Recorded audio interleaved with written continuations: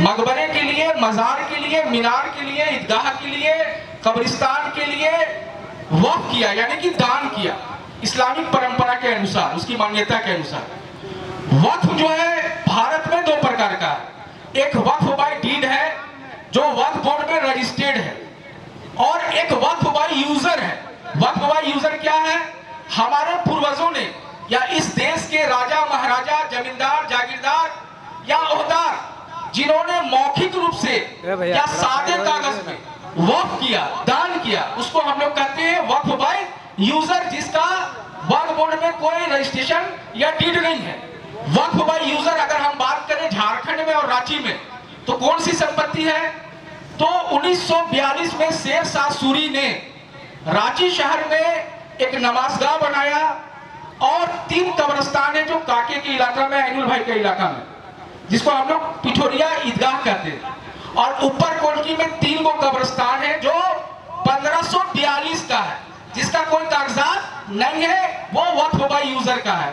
दूसरा जो जामा मस्जिद जो दिल्ली में है, उससे पहले 1590 में राजमहल जो साहेबगंज जिला के अंतर्गत आता है, वो जामा मस्जिद जो है साहेबगंज, वो भी वक्फ बाय यूजर के तहत है, जिसे अकबर बादशाह के जो सेनापति थे, क्या नाम था उनका, सिंह साहब, उनके द्वारा बनाया गया था, वो वक्फ बाय यूजर का है। तीसरा बात, रांची शहर में जो वक्फ रजिस्टर्ड प्रॉपर्टी है जो वक्फ बोर्ड के अंतर्गत आता है, वो 18 है, 18 को है।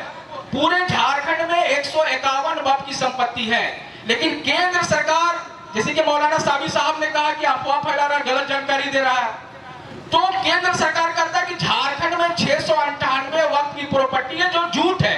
हम खोज रहे हैं लगातार कि 658 वक्फ की प्रॉपर्टीज कहाँ है, क्योंकि हमारे पास जो आरटीआई से जो हमने कागज निकाला था वक्फ बोर्ड से, उसमें जो है 151 वक्फ की प्रॉपर्टी है, रांची में 18 को वक्फ की प्रॉपर्टी है, ग्रामीण क्षेत्रों में सिर्फ खलारी में वक्फ की प्रॉपर्टी है, खलारी में सिर्फ वक्फ की प्रॉपर्टी है। अब आगे हम लोग आ जाते हैं कि झारखंड सरकार, भारत सरकार ने वक्फ अमेंडमेंट में क्या तरमीम किया है। भारत के संविधान का अनुच्छेद 14 कहता है, 15 कहता है समानता का अधिकार, लेकिन अभी इन्होंने जो वक्फ बोर्ड में जो स्ट्रक्चर होगा या वक्फ ट्रिब्यूनल में जो स्ट्रक्चर होगा, उसमें 2 गैर मुस्लिम सदस्य भी होंगे, 2 गैर मुस्लिम सदस्य वक्फ बोर्ड में होंगे, उसी प्रकार ट्रिब्यूनल में होंगे। तो हम लोगों का यह कहना है कि जब हिंदू धार्मिक न्यास बोर्ड, जैन धार्मिक न्यास बोर्ड, सिख धार्मिक न्यास बोर्ड या ईसाई समुदाय का जो धार्मिक न्यास बोर्ड है, वहां पर मुसलमान नहीं हो सकता है, तो आप हमारे वक्फ बोर्ड में, हमारे ट्रिब्यूनल में जबरदस्ती हिंदू को कैसे घुसाना चाहते हैं या दूसरे धर्म के लोगों को कैसे घुसाना चाहते हैं। पहले जो एमपी होता था वो मुस्लिम होता था, मतलब जो सांसद होते थे, चाहे प्रेजेंट में हो या एक्स हो, वो मुस्लिम ही होंगे। लेकिन अभी जो एक्ट लाया गया है, उसमें कोई भी सांसद जो है सांसद कोटा से उसका मेंबर बन सकता है, मतलब निशिकांत दुबे भी झारखंड राष्ट्र सुन्नी वक्फ बोर्ड का मेंबर हो सकता है।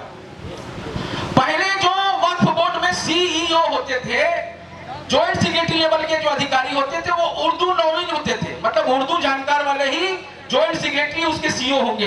अब उर्दू नौवीन को हटा दिया गया है, तो जाहिर सा बात है कि जॉइंट सेक्रेटरी भी जो होगा वो गैर मुस्लिम होगा, तो 2 गो और इधर 2 गो 4 गो हो गया, 9 गो मेंबर होगा। अब 4 गो एक को खरीद लेगा, अब झारखंड राष्ट्र सुन्नी वक्फ बोर्ड का चेयरमैन निशिकांत दुबे हो जाएगा। समझ लीजिए बात, कहानी कहां पर। दूसरा जो सबसे इंपॉर्टेंट बात यह है कि पूरे भारत में जो हमारी वक्फ की संपत्तियां हैं, सज्जन के कमेटी के मुताबिक 6,72,000 है, लेकिन केंद्र सरकार कह रहा है कि नहीं 9 लाख है। तो 9 लाख कैसे हो गया? अंजुमन इस्लामिया को हमने लेते हैं रांची को, जिसका वक्फ संख्या 1701 है, उसके अंतर्गत 13 को प्रॉपर्टी आता है, रातूड़ कब्रिस्तान, हरमू ईदगाह, जामा मस्जिद अपर बाजार, अंजुमन प्लाजा, करबला चौक में जो दुकान है, जो अस्पताल है, ड्रोंडा में जो है, टोटल मिला के 13 को है।